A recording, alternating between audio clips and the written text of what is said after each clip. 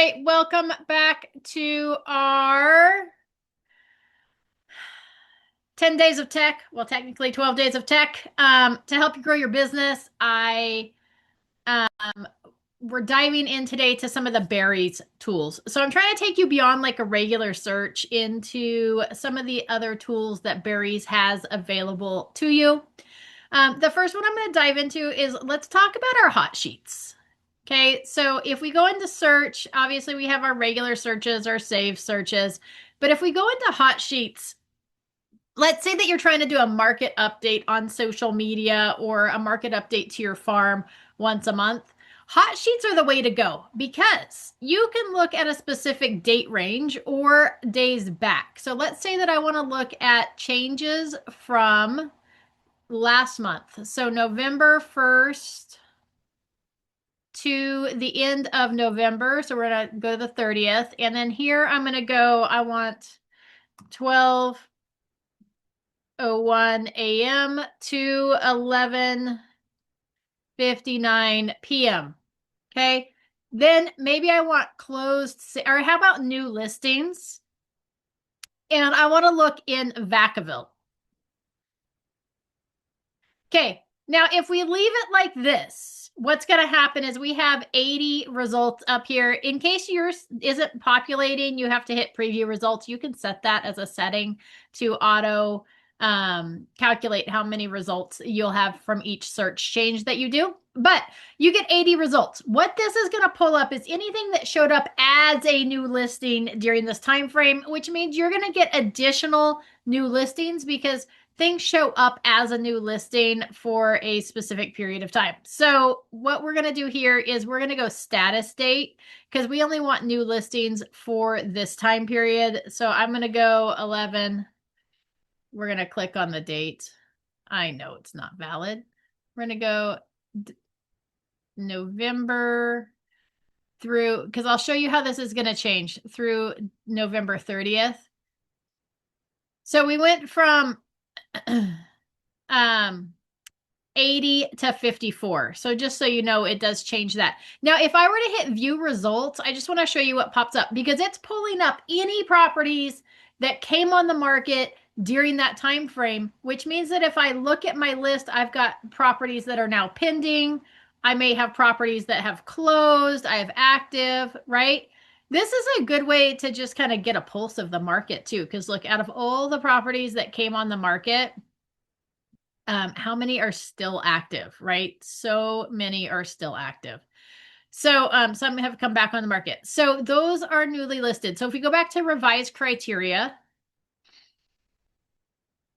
we could go from new listings to closed, right? So now we know that we had 72 properties that closed during the month of November. Now, obviously, if we had 54 new listings, some of these closed properties came from properties that were previously on the market, right? But that gives us our closed sales for the month.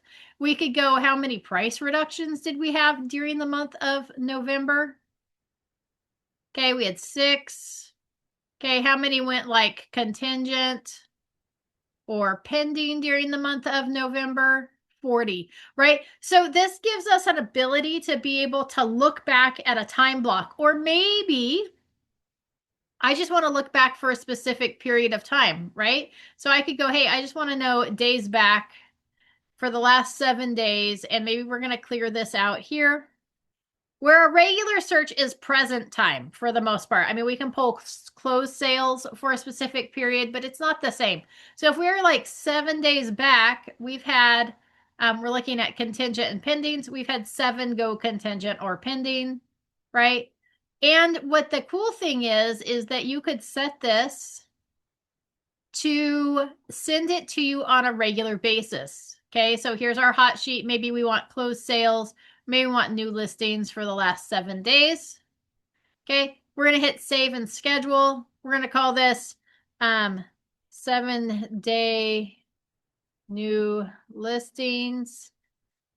We're going to hit, we could click save to save this hot sheet. Then it'd make it really easy for us just to log in and pull it up. Or we can hit more.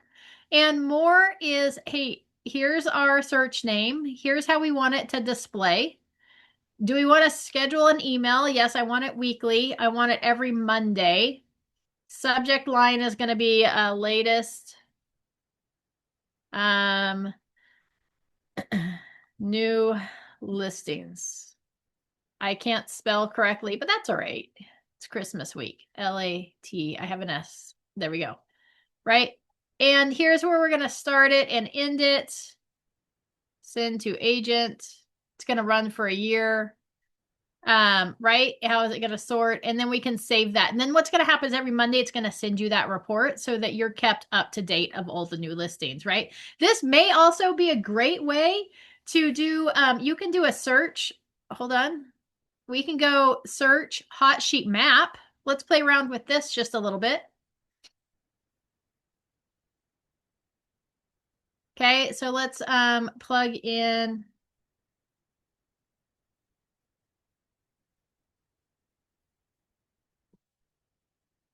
Okay, so maybe I want to use this for my seller. We're going to zoom out so we get the whole neighborhood in there. I'm going to go over here to draw. I'm going to click the little polygon tool. And then I'm going to loop in this neighborhood specifically. Okay. Then what I can do is I can go search criteria. Days back, we're going to go back 7 days. We want anything new on the market back, price increases, price drops, contingents, pendings, closed. Okay. Anything that's residential. Okay, so now I'm going to pull any of these listings that fall into this neighborhood over the last week, right? Then I can hit save and schedule. We're going to go, let's see here. We're going to go search name is going to be Little Rock.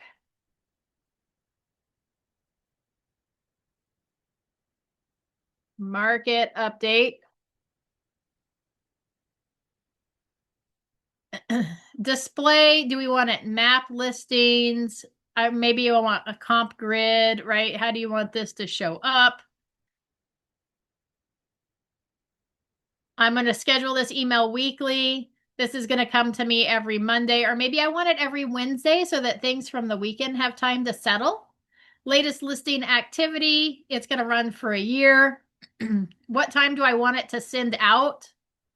Okay, maybe I want it to send out at 10 a.m. every week. And then I could send it to my seller. Okay, so it's going to send one to me. I could have it send it to my seller so that they're kept up to date of the market activity. And then I hit save. Now this report's going to go out to me every Wednesday. It's going to look back for the last 7 days and it's going to tell me what has shown up. Welcome, Crystal. So that my seller can be kept up to date or I can be kept up to date. So we can use this for lots of reasons. We can use it to do market updates. We use it in our team. We were doing market updates on a weekly basis. So my admin was actually going in and looking back over the last 7 days using that hot sheet search. Or you could use it to set up a regular market update, be kept up to date of what's going on, keeping a pulse in the area where you might have a listing, as well as you can set that to auto send out to your sellers to keep them updated as well. Any questions about our hot sheets?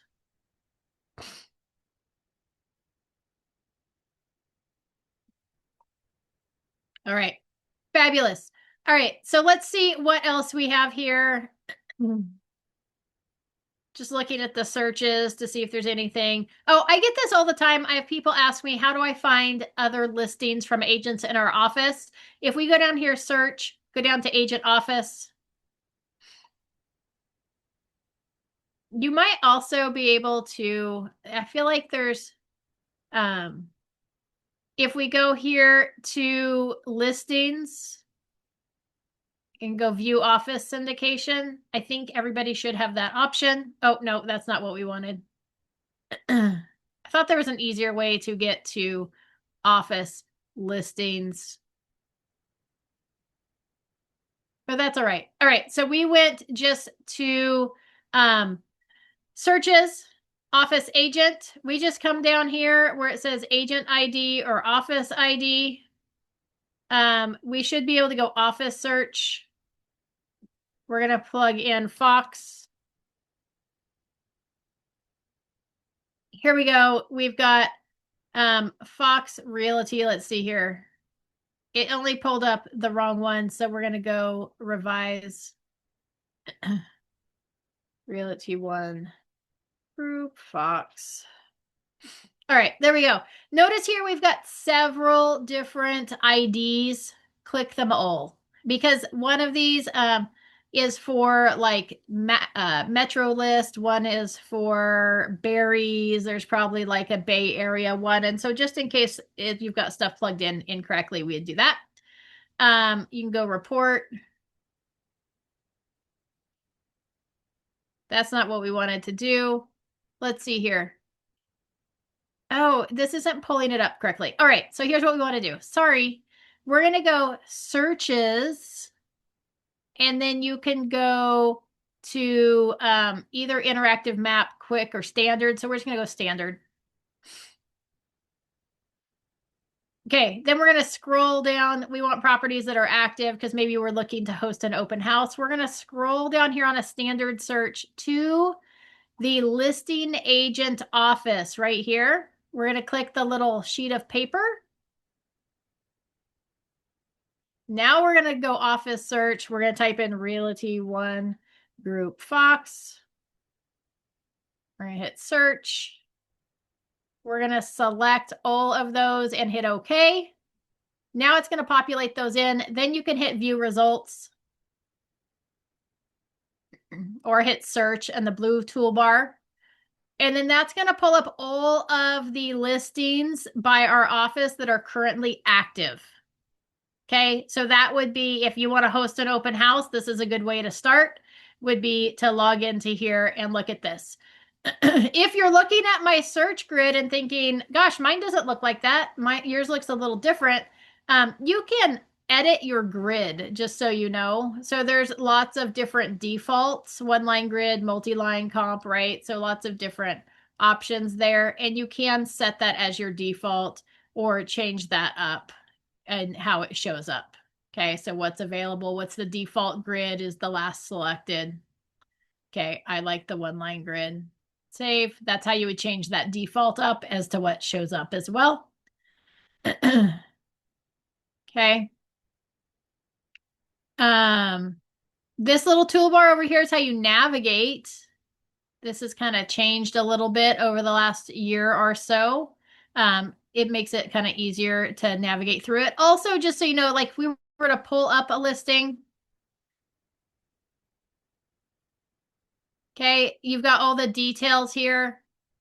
You used to be able to click on the APN to get the tax information, and now you would find it over here in this toolbar. Okay, so view tax record right here.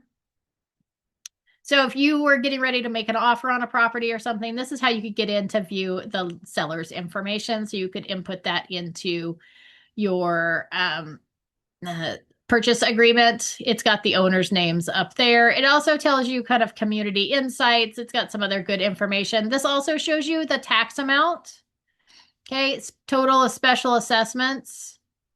The tax rate is your regular taxes, right? So here's your total tax there, and it tells you the percent change over the course of the years. So all of these are your special assessments minus this Prop 13 tax rate. It looks like they may be transferred to a different house at some point to have a lower tax rate. But normally it would say like county tax rate or something to that effect. This one, so these, right, bonds, City of Cloverdale, Hospital District. These would technically be considered Melrose, but this property doesn't have a lot of high taxes. Some of the newer properties you're going to find have significant property taxes, but that's how you find that information there. So that was view tax record over here. And again, yours might be collapsed down like this. And to unclapse it, just hit the little arrows there. You can schedule a showing, add to prospects, right? So many options over here, run CMAs, run statistics, okay? So you've got lots of options that you can do to get back to the grid. We just come back over here to grid versus display. Okay, versus pictures if you want to see more of the pictures. Okay, if there's like a virtual tour or something, that would be under media, 3D showcase. If they had documents uploaded, it would be here under documents, and then you can see the map of this listing. Okay, so there you go. We're gonna hop back to grid. So that is how you would find our office listings. I have people ask me that on a regular basis. The other thing that we're going to go is let's go search. We're going to go interactive map. I just want to show you a couple things on the interactive map search. This is by far my favorite search, mainly because I use it for comps and stuff. You saw if you were on for the first bit of this where we were talking about hot sheets, you can like draw in a specific neighborhood. So I could go draw. I like this tool because I can like outline specific, like I can turn up streets and make it specific to that neighborhood to pull comps. When we're done, we just connect back up with the square. And now it's only going to pull comps in that area. The other thing I can do is I can go edit. Okay. And instead of including all the comps in that area, if I wanted to exclude comps, maybe I've got a client who's like, hey, I'd like to, look at all the homes in Vacaville, but I don't want the area under these specific streets. We can click exclude and circle that area in, and now it's going to pull listings everywhere but that. Now, remember, we don't want to be the one that brings up the idea that they can exclude areas because that could be perceived as like steering or some other things that would be illegal. But if they have specific areas they don't want to look in, we can exclude those in the search. Okay. The other thing that you can do here, if we want to get rid of that shape, we just hit the X. Now that shape is gone. The other thing you can do on this interactive map search, which is one of my favorite things, is here under layers. Okay, if we go to layers, we're going to start with parcels. We could go in here, and now on this map, it's going to pull up and draw in the parcels. So now we've got our little parcel map showing the individual lots and lot sizes. Okay, this is just showing those outlines.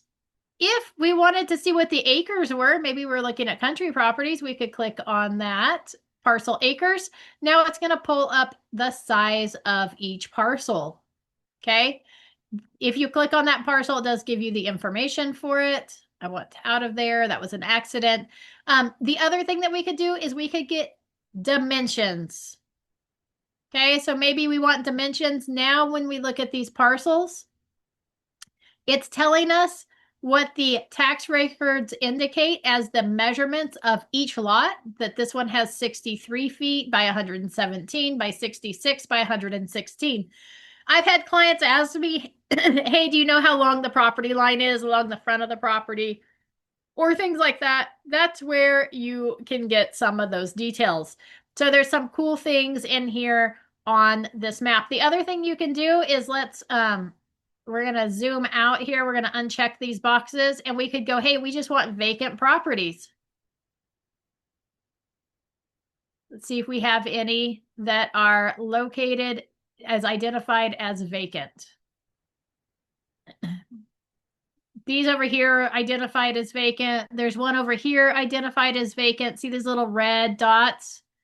Those are ones that on the USPS, that's the Postal Service, have registered as vacant addresses. So if you were wanting to, maybe market to those properties, maybe they're vacant, they're thinking about selling, that might be a good place to start, right? Vacant, vacant. If I click on this here, it's going to tell me what those details are and when it was reported as vacant. Okay, so you can pull up those vacant properties.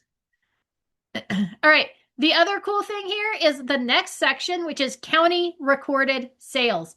So let's say that we have a potential seller or a buyer who wants to make a purchase in an area where there's newer construction. And as we know, a lot of times the new construction is not going to be listed in our MLS, right? We can't pull those up as comps to either comp out a property for resale that was just sold within the last year or so, or maybe We've got a buyer looking at purchasing a property, so we're trying to run comps. We can go, hey, we want county recorded sales in the past 0 to 3 or 4 to 6. This is going to pull up sales that aren't in the MLS that are resales. Okay, so these might be those new construction homes. Okay, if we don't, like right now, I don't have closed sales on here, so it's not showing what is recorded in the MLS versus what isn't. But that's one good way. Like this one was sold by KB Home. So these are new homes that have sold that aren't going to show up in the MLS as comps, but that we can go in there and see what the sales price was and what the close of escrow date was. Okay, so that's under county recorded sales. So super easy way there to kind of see what those new properties are selling for. Okay, if we want more details on those, we would go tax information, which would then pull up that window that would show us the details on that specific property based on the tax records. Okay, so this one shows up as a, let's see here. 8,137 square foot lot with 4 bedrooms and 3 bathrooms at 2,354 square feet. So right here under the characteristics, you can see the details of those properties. So that's your county recorded sales. So that can be a useful tool. So we have parcels, county recorded sales. You can look up foreclosure listings, properties that either have an upcoming trustee auction, so that's been recorded with a trustee auction, or maybe properties that have had defaults in the last 30 days. And then if we zoom out, the little blue dots, those are just the currently active listings. The yellow's coming soon. Let's see here.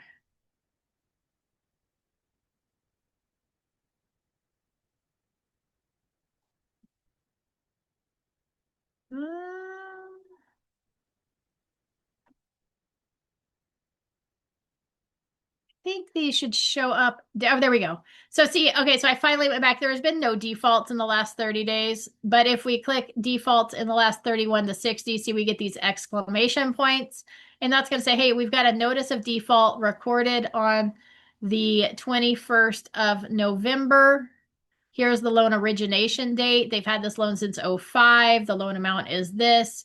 Here is the owner of the property, the lender who's foreclosing on it, and the amount of delinquency is there. So if you were going to target those foreclosed listings or ones that have received notice of default, this could be one way to do that, would be to search in the area for those properties. Okay, under those foreclosure settings, we're going to pull those off now, and then I'm going to move on to the next one. MLS data, I'm not really worried about. Model data, we're going to skip that. Schools, if you wanted to see where the schools were located, that puts your schools on your maps there, versus private versus public, so it'll fill those out for you. Here's your school districts. So if you had somebody that was like, hey, I want to be in Travis School District, now you can easily see those boundary lines. And then you could also go in there. Then once those are there, we could go in here to that draw tool, and we could draw right along those school boundary lines to include the properties in Vacaville that fall within Travis Unified School District. Okay, so that's how you would do that one.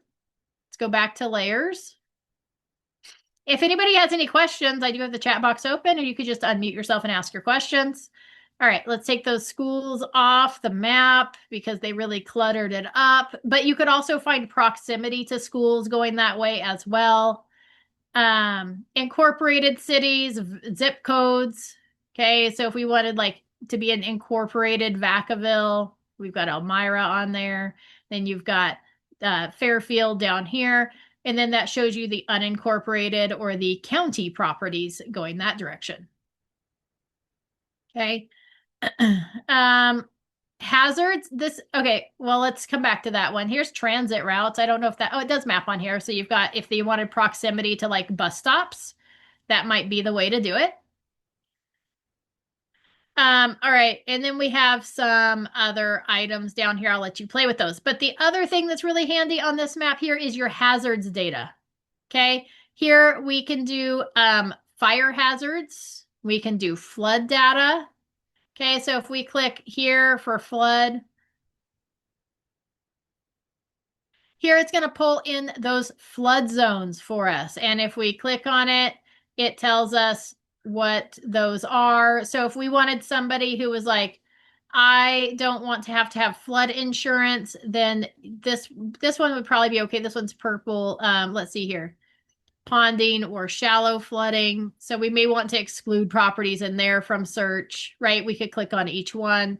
We have this one up here. Okay, so if we wanted to include properties here or exclude properties. So if we were like, man, I don't want any properties that fall in a flood zone, then we would just click on each flood zone where our flood insurance is going to be recorded, and we can just exclude each of those areas. Okay, and notice here that once I hit exclude, it's got a little red line around it. So that means that now it's not going to pull properties for our search from those areas. Okay, so if we wanted to do that, it's super simple there to just exclude those from the search. And it also just shows you where those flood areas are so that you're aware of it. The orange, generally, that's 0x to 0.02 annual chance. Those don't generally require flood insurance, where these purple ones do require flood insurance. So just be aware of that as well. So you can kind of play around with those a little bit. If we wanted to, if we click the wrong one, we can just hit this box and it will now take that exclusion out. And so those properties be re-included again. So if we go back to layers, so that's your flood data. You can go flood-based elevation because it shows you what the elevation needs to be near those, because you can get elevation mapping done if the property is higher. Okay, if you fall within one of those flood zones, but you're on a little hill, then, you know, that could eliminate you. Here's known faults. I wouldn't worry about that one because, you know, all of our NHD reports say it's not yet released to the state. The other thing is I would come down here to California Fire Hazard State Responsibility. We're going to close that. I clicked that box. Oops.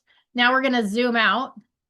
If your little zoom button's missing, the little arrows here on the right-hand side of your map, if you click on that, then that allows you to navigate with the arrows or zoom in or out. So see, now once we put those fire hazards on our map, we're going to give it a moment to reload again. Here's all of our fire hazard zones. Notice there's nothing in town. But if we look here, on the outskirts of town, out here in the country, we have very high, high, moderate, okay, right? So if you wanted somebody who was like, man, I just can't get high, you know, I don't want those high or very high zones, we could exclude those. Okay, this is a good way to tell if you've got somebody concerned or looking at property out in the country, and a really easy way to find out whether it is in a high or very high is just pull up the address and then pull up these layers on your map to see where that property sits. Okay, generally speaking, this this yellow, okay, that's going to just be considered like regular properties. They're not going to be as hard. I mean, everything right now is hard to insure, but it's not going to be any harder than a regular property. Whereas you start getting into these high zones, these orange ones, or the red or the purple, you're going to be way more expensive with insurance. Okay, we just need to make sure we explore options. The other thing to keep in mind too is if you've got a listing coming up in the country, pull up this map ahead of time, figure out where it sits, and then get some insurance quotes ahead of time. A good place to start is whoever the current insurer is of that property. Find out who that is and start there. Okay, but this will show you for this area. Okay, so that was your hazards. You can pull up, like I said, flood data, as well as your flood elevation and your fire hazard. Okay, there, and go state responsibility on the fire hazard. I don't know. Let's see if it pulls up under local. Oh, there are some local in the city. It's all mostly You've got some over here near Penne Adobe. So some of those properties on the outskirts of town. So you may want to pull up state and local so that it maps everything. The local is newer.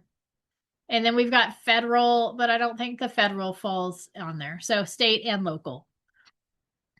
Any questions about the layers that you can pull up for the map search, the interactive map search? Okay. Let's see what else we've got here. Let's go back to our home page here. If we're on our home page on our dashboard, you have recent searches. So let's say that you accidentally closed out of a search, or maybe we were doing the hot sheet map and then we went to another one. We could come back here and find our recent searches and pull them up. So this is handy because every once in a while you start doing something, then somebody will call and ask for information on a listing without thinking. You plug it into the toolbar and hop over there to that listing. Now you're like, oh no, my search is gone. Yeah. Super easy. I could just click on this one. It's going to pull that map search right back up again for me. So that's super simple to get back to that one. Okay, so that's going to be under your recent searches. Let's talk about your market watch. Okay, I like this market watch. It used to be called like a 24-hour market watch because you could only go back 24 hours. Now you can do a lot more with this, but this is a good way to stay on touch with the market. I would recommend setting this up for the areas that you service and paying attention to it on a daily basis. Okay, so like right now I've got Dixon, Vacaville, and Winners. So I've set this up as my market watch for Dixon, Vacaville, and Winners. And let's say today's Monday, right? So I might want to go back 3 days to see what came on the market in the over the weekend, what came back on the market, price increases, price reductions, coming soons, right? Active.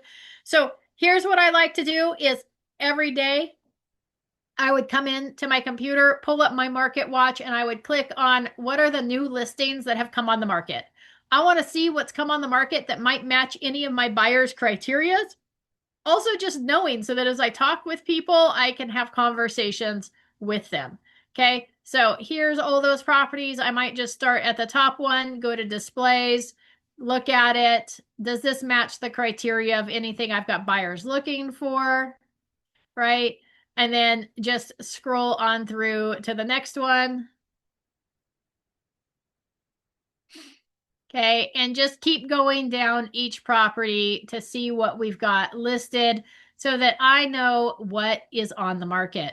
The other thing that I might want to do with that one is under Home Dashboard. So oftentimes what I look at is price reductions. I don't care about price increases. I want to look at new listings, back on the market, and price reductions. So I'm keeping a pulse of those properties. Your coming soons show up under new listings, so you don't have to click on those separately. See here, we've got 5 and 1 to make up that 6. Okay, I don't care about properties that went in the contract. I don't care about properties that are pending. I really don't care necessarily about properties that are closed. I'm really looking at what properties match what my clients are looking for. Oftentimes I'll have like a piece of paper or on my whiteboard, I'll have a list of all of my clients and basics of what they're searching for. So it makes it really easy just to scroll through those listings to see what's there. It also, again, keeps you with a pulse on what's on the market. So if I bump into somebody at Home Depot that they're like, yeah, we were thinking about buying a home, but there's just nothing on the market. And you can be like, oh, that's cool. What are you looking for? Oh my gosh, there was a new 4-bedroom that just came on the market today. Did you see it? Right? You know what's on the market by keeping this market watch up to date. If you want to add a search, or if yours looks funny like this one, I don't like this chart look at all. It's weird and it doesn't serve my purpose. I like the list, so you can toggle between chart and list. And if you have a save search, you can add that save search on here, or you can go into the search, whether it's a map search or a standard search, Save that search. When you save it, you'll have the option to check the box to put it as part of the market watch, and then it'll show up in your displays for your market watch. Okay, you could also save your search for market watch for each of your active buyers. So if your buyers are searching for a property, we just go into contacts, prospects, go down to their save search. And you can save that search as, just edit it and then go to save it again as a actual watch, just not underneath their own search. Save it as one of your market watches, because then you could say, hey, the Petards are looking to purchase a home with a pool. This is going to go back the last 3 days. No new properties match their criteria, right? So we can break it down by area so that we're familiar with what's on the market. And we can also have a specific one for each and every one of our active buyers to make it really easy just to scroll through our buyers and say, hey, in the last 3 days, did anything match their search? Okay. And then tomorrow, I may only want to look back 1 day because I've already looked back over the weekend. Okay. So that's under market watch. If once we have buyers that have found properties, we can click manage and we can turn off market watches for specific properties or on. So once you have that saved search on here, it'll show them all up here and you can toggle them to market watch on or off. Okay.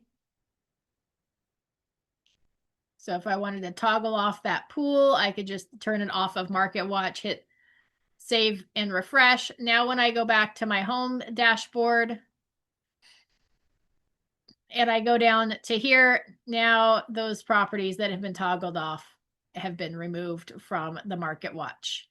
Okay, if we star one of them, that one becomes kind of your default market watch. Okay, so we've talked about recent searches. We've talked about market watch. We've talked about layers. We've talked about hot sheets. Just trying to think what other things that you would find very useful in here. I think those are some of our main things that you're going to use to navigate. Barries does have training classes. Every time I attend a Barries training class, I always pick up something new from there because they're always making changes. Oh, the other thing is carts. If you're not using carts, I highly recommend it. So let's say, let's come in here to my market watch. Let's go back the last 3 days and click on those new listings because I want to see what those new listings are. Maybe I find one that I think is going to match one of my clients, or maybe my clients have messaged me and said, hey, can we go see these 3 properties? I can easily throw those 3 properties one by one into the address bar up here, search that property, pull it up, and then save it into a cart. So let me show you what that looks like. We're going to just select a couple of these properties. We're going to select the ones, whoops. We're going to do these down here, just these 2. Okay, from here, we go over here to checked, I think. Nope. Oh, it's over here. That's why. Okay, so we come over here to the drop downs. We're going to put add to cart. Okay. Then you can add to an existing cart or add to a new cart. So I'm going to click those here and I'm going to call this, maybe I'm making a home purchase and these homes match my criteria. Petard potentials. And maybe the date, 12/22. And then I'm going to hit add. Okay. So now those listings have been added to my cart. So now if I went back, right, and I was doing another search, we're going to go back just 6 days to get some more properties in there. Okay, so maybe there were some other ones. Maybe they messaged us that, hey, what about this property there? We could check those properties. We're going to add a couple more into there. And then I'm going to come over here to add to cart. I'm going to hit add to existing cart now because that cart's been created. And I'm going to scroll down here, Petard Potentials 12/22 and click add. Now, if I've clicked listings that have already been added to this, it's not going to add those listings. It'll say, hey, you selected 3, but only 2 listings were added to the cart because one was already there, total in cart 5, and hit OK. Now, to find that cart and how you would use it, we just come up here to carts on the gray toolbar. scroll on down, just so you know, if you put special things, it pops it up to the top, makes it easier to find if you're working with a couple. And you should go in here and clean these up every once in a while. All right, we're gonna click on Petard Potentials. Here's those 5 listings that I selected.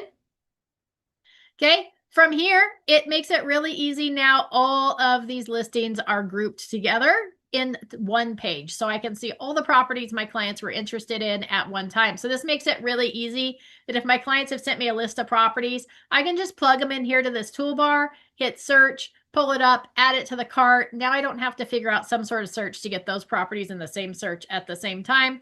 And then I've just isolated them into the cart. It also makes it easy to go back and track what you've shown to a potential buyer or done work for a potential buyer on, right, for those agent involved properties, so that you've got buyers in BRBCs. And then if they cancel that BRBC, it makes it really easy for you to go back and find all the properties that you've shown them, what the dates were of those showings or what you did work for, and then send them over that list. Because remember, if you've got somebody in a BRBC, you've done work for them on a property, there's a continuation period on that BRBC that allows you to collect a commission, so if they make an offer on one of those properties that you did work for them on, but you have to provide them that list. So this makes it easy to do that list. From here, if I click this box for it, checks all the boxes here. Then I could come in here. I could do a couple of things. Okay. One is, let's go back here. We're going to go to map. Okay, so now we've mapped these properties.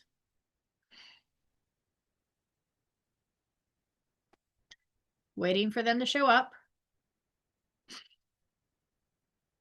All right, so we've got those properties mapped. They're all checked. Okay, what we should be able to do is, give me just a second. Let me see if I can find these. All right, we want to go to, nope.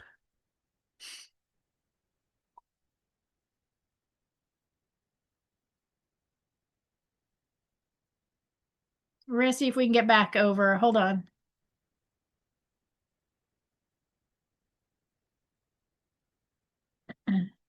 Oh, here we go. Under more. Okay. Once these properties are all checked, we're on the map. We can come over here to routing. Okay.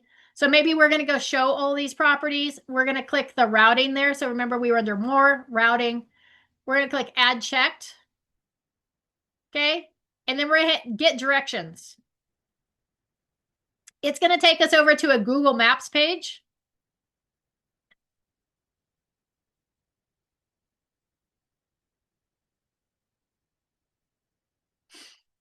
Okay. From this page, once you're on Google Maps, we're going to wait for these to load. Sometimes I have problems with patience.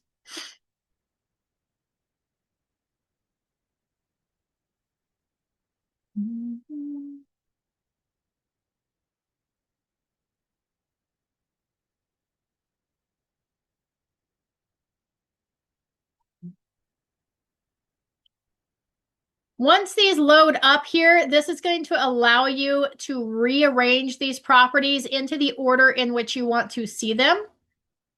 And then once, by just clicking and dragging, so we can rearrange them, it's going to label them here on the map.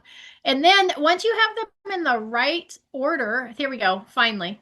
Okay, right? So it's got Round Hill, Cordelia. So it's got me starting here on Cordelia and then Round Hill.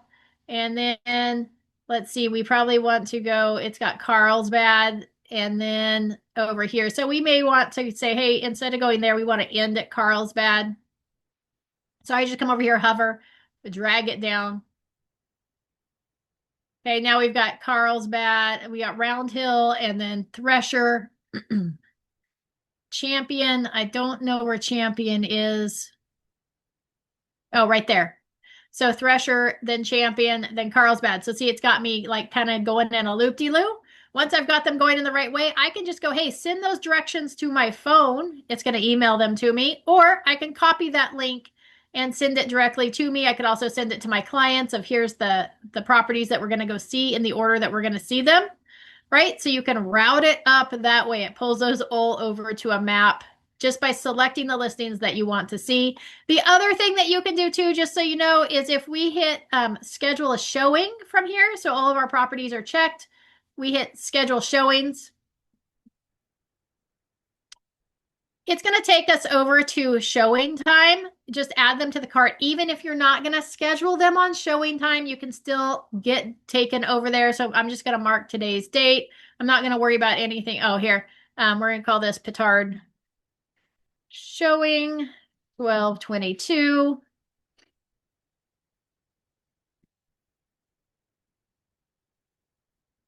Okay, if we come over here and click Smart Route, it eliminated one of the properties because it wasn't found. That's why. So let's see here. We've got Cordelia, Thresher, Champion, and Carlsbad. Give me just a second. We're going to figure out which one is missing. Let's see. We had Thresher. Oh, 1006 Champion, I think, is the one that didn't have. Let's double check. Oh, no, we had 110. Let's see. Cordelia, Thresher, Champion, and Carlsbad. We don't have 220 Round Hill. So let's go. We want to add a listing stop. We're going to 220 Round Hill. I think I put an extra L. Oh, here, add other stop. VACA,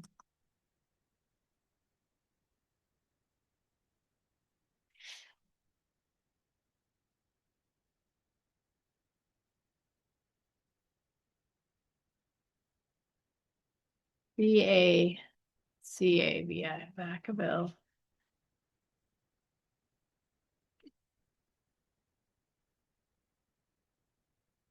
Okay, so put those in there. We can say, hey, we want to smart route this. And it's going to automatically put those properties in order for us in what the most efficient manner would be. Okay, which is how that originally started. So Barry's also did that for us. You can get turn-by-turn directions. Okay, inside of your showing time as well. And then you can also pick a time, whether you're going to request it or not. You can do start time or end time. And plug those in there just so you can, just to help schedule them. Sometimes I find this is helpful. It also has those appointment types, like Cordelia's go and show. This one is, what's your appointment status? Is it confirmed, canceled, right? Appointment required on the last three. So this is handy to throw it into showing time as well to route those. So you have a couple of different options in there. So those are kind of my main tips or tricks of things that become really handy inside of showing time. Oh, sorry, inside of Barries. The other thing that you can do, this little square with the pop out, that's going to open up a second Barries window. Okay, I use that a lot, especially if I'm running comps or if you've got a buyer or somebody who's called you in the middle of running a search for something else. You can open another window. That's the only way to do it. If I type in, NorCal and try to log back into a second window, it's going to kick me out of the first window. It's only going to allow me to have one open at a time unless I click this little paper here, which is going to open up that next window. Okay, so oftentimes what I do is I'll have a couple windows open. That allows me then to plug in a specific property here to search as I am pulling up comps on that property, so I can toggle back and forth and look at what the pictures look like or what the details were without having to close out. Any questions, thoughts, or ahas on today's training on some of Barry's tricks going beyond just your basic searches?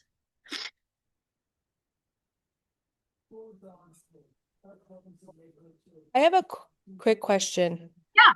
I'm sorry. I tagged in a few minutes late and you were showing how to send God, I'm echoing. Sorry. I was showing how to do the hot sheets. Yeah, can you show me how to send those real quick? I got the very end of it. Yeah, absolutely. So under searches, you'll find hot sheet. So if you just go to hot sheet, or like I said, the last one I was showing was like a hot sheet map to do a search of like for a specific listing. So maybe I want to keep a seller up to date of the listings in their neighborhood, what's going on, the market data, or maybe I want to just be kept up to date of the last 7 days of what was, has been on the market. So I could go draw. So let me just pull one up here real quick. We're just going to draw in this leisure town area. So it's neighborhood specific, and it doesn't have to be neighborhood specific. Then I'm going to go criteria, days back. I'm going to select 7 days back. I'm going to have this report go out once a week for the last week. And I want to show up, you would select what kind of listings do you want to show up. You want price increases, price decreases, contingents, pendings, closed, right? Expireds. What do you want to show up on that map?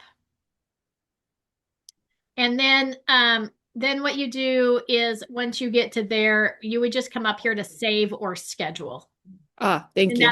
that's going to set you up to be able to send it out. And you would just hit email here, whether you want it to go out daily or weekly, and then what day you want it to go out. So maybe you want it every Wednesday, and you can select what time and the subject as well. It'll automatically send one to you, but if you want it to send it to somebody else, you would select that. Great. Thank you. Yep, absolutely. Any other questions? Barry's has so many tools that are just underutilized. There's so many little tips and tricks in here. I would love to get Barry's to come out and do another training for our office because they're so beneficial. Like I said, every time I attend a actual Barry's training from one of their trainers, I always pick up another little tip or trick, or didn't realize that you could use that to navigate it easier or find those features. All right, fabulous. Then we are done for today. Tomorrow, we will be back with save money and time with Authentisign templates. I'm going to show you how to set up some of the templates in Authentisign so that you can utilize those. So if you like upload a residential purchase agreement to be signed, it will automatically put those signature blocks on there for you. Authentisign is our free signing software. So saving money means that you can eliminate DocuSign. I think it's just as functional, if not more so than DocuSign is these days. So anyways, we will see you tomorrow at the same time. These trainings, just so you guys know, they're being recorded, but there will be a delay in the trainings being available for posting because I've given my admin off 2 weeks for Christmas and New Year's. So she'll be back on the 5th of January. Her primary objective will be to get the videos edited and posted. So if you want the postings, it's going to be a couple week delay. I'm allowing her to go spend time with her family. So there you go. We will see you all soon. See you tomorrow.